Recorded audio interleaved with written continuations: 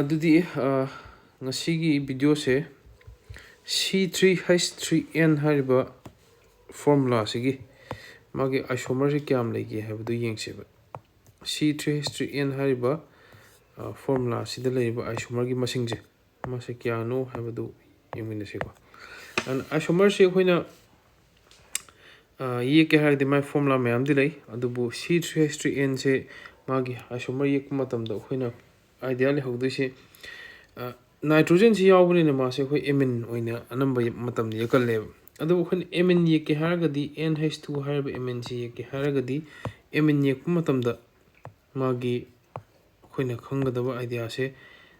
NH2 lab amine दी NH2 लैबनिना मासे carbon अतोप अमगा सम मतमदा इसम सम सिदा कार्बन अहुम ने पिरिसे कार्बन अहुमगा नाइट्रोजन गा सम मतमदा NH2 ने समदोख्रबनिना अतोप कार्बन हाइड्रोजन हपचलगदी हाइड्रोजन अहुम हाइबसे सैटिस्फैक्शन तो ngमोयब अदुना एमिन ओय दी मासी ये कनु कइगिनो हाय मतमदा सैटिस्फाई तो ngमोय अदरा अदुइ मुहत अखोइना मागी से फॉर्मेट ये के हारगदी अखोइना कमाइन ये के हाय मतमदा मासी cyano ग्रुप नत्रगा नाइट्राइल ग्रुप की मतुगिन मासी ये भी यागनी for example in a carbon अमा अनि अहुम सिदा नाइट्रोजन समेना खलसे cyano दा अखोगी नाइट्रोजन का कार्बन का से ट्रिपल बॉन्ड संबने other C triple bond N जी समेना खलो सिदा डबल बॉन्ड अमा थम्मगे डबल बॉन्ड अमा थम्मकांदा अखोइना कमाइन येपि यागे हारगदी सिदा हाइड्रोजन हपचलनी हाइड्रोजन सिदा अनि हापे सिदा हाइड्रोजन अमा हापे अतै दि हाइड्रोजन हाप तो यारेबा अदुना C अहुम H अहुम N जे सिगी स्ट्रक्चर सेटिस्फाई तो ngame अदगी नेक्स्ट सिगे स्ट्रक्चर कोई बॉन्ड लाइन फॉर्मेट येके हारगना मासे मै येपि याई in the triple bond duga double bonds and hapa have the C aham basiga ani su basiga or ni my structure siko number 1 structure da ma se C API hojik C sima akhoi muk bond se transfer to kanda muk API gani second da kamaina C triple bond C single bond C double bond N smile so khoi API C ek matam da hydrogen je kai kai diawni hydrogen je sida ama yawni aduga sida hydrogen kya hydrogen ama yawni aduga ahen ba hydrogen sina krai di yawgani hamatam da ahen ba hydrogen sin nitrogen hydrogen ama sain samgani to sida tare C3H3N sigi bond line di ke haga na mai ko formate se kama yekani bond line dana sigi de maina zigzag line di pirani nitrogen hapni double bond sambani somda triple bond sain sambirani ahum subuda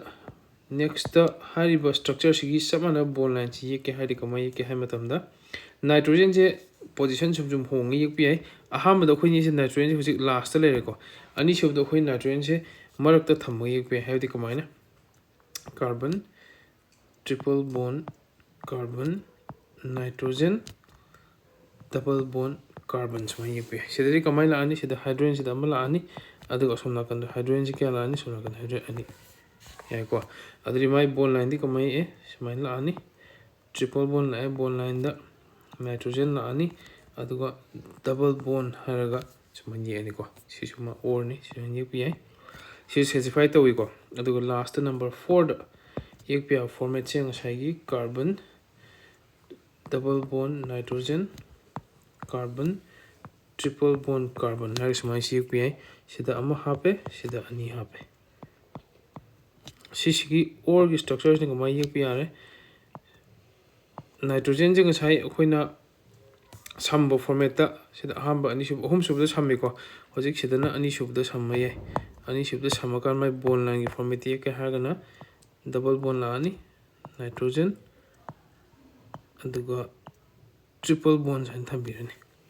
नेको अदुना C3H3N हारिबा compound सिगी Laiba isomer से मखल मरी लेबी आई मखल मरी से bond से होंगल कांदा